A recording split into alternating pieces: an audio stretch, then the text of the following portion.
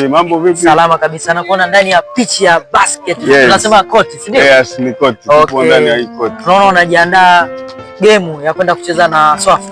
Yes, tunaenda kucheza na Coaf.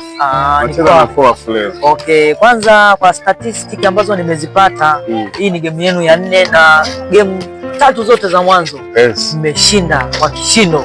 Na hii game nahisi itadetermine nani aende nusu finali, na kwenye kundi lenu nimeona kama mnaongoza. Sasa wewe kama coach, tulikuwa tunatamani tujue mikakati yako ulioiandaa kuelekea hii game ya leo. Kweli mikakati yetu ni mizito kwa sababu sisi tumedhamiria kushinda kila mechi. Kama ambavyo kuanzia mechi ya kwanza, ya pili mpaka ya 3 iliyopita tumeshinda. Kwa hiyo hii ni game yetu ya 4 na ni game kuelekea kucheza nusu finali. Kwa hiyo tumejipanga vya kutosha, players wako vizuri na tunahakikisha tunaenda kupata ushindi leo.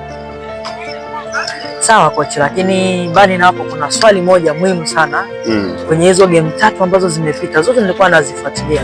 Kuna situation moja ambayo imekuwa ikizungumzwa sana, ni kuhusiana na tunasema mandatory authority yako, powerful authority wewe kama coach kwa wachezaji wako. Mfano katika game kama 3 zilizopita tulikuwa tunaona unawaita baadhi ya wachezaji kuwafanyia sabu, wanakataa. Wewe kama coach, hiyo situation kwanza unajisikiaje situation kama hiyo ikitokea katika game? Lakini pia tunataka tujue ni mikakati gani, mbinu gani unatumia kusolve hiyo na kuelekea game hii vipi? Mambo yameshaset au bado ni mle?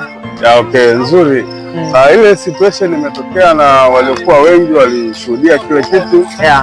Kiufupi naweza kusema ni tempo ya mchezo. Players walikuwa wapo kwenye peak ya high temper, wako wanahitaji ushindi zaidi ya ule ambao tulikuwa nao.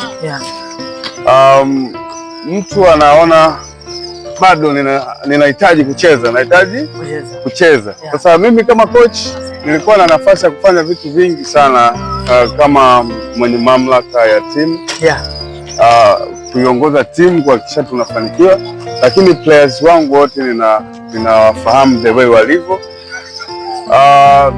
Ni kitu ambacho hakikuwa kizuri kama mchezaji. Mchezaji ameonyesha kitu sio kizuri, lakini ninaangalia the way ambavyo ninamtumia pia uwanjani na najua namna ya kumpunish yeye.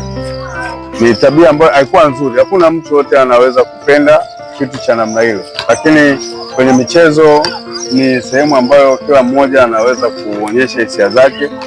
Kwa mimi niliona hisia za player na nilimuona the way alivyo react, hakuwa na approach nzuri, lakini mwisho wa siku nilikaa naye na nikamwelekeza na alikiri kuwa ile ilikuwa ni hali ya mchezo na ameonyesha mabadiliko makubwa. Kwa hiyo unataka kunihakikishia kuelekea game ya leo na game zote zijazo mbele, kitu kama hicho hakiwezi kikatokea tena? Hakiwezi kutokea tena.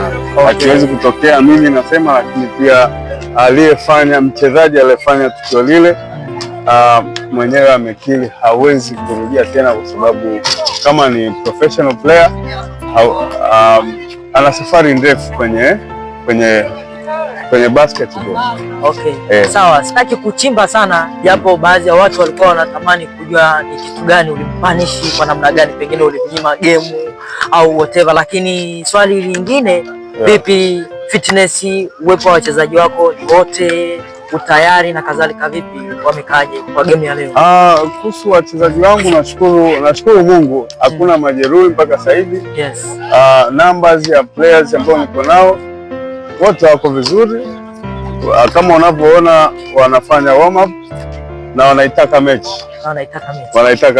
Okay, neno moja kwa mashabiki, maana mashabiki wanasema kwenye Inter College UDSM mwaka huu wanataka kombe lirudi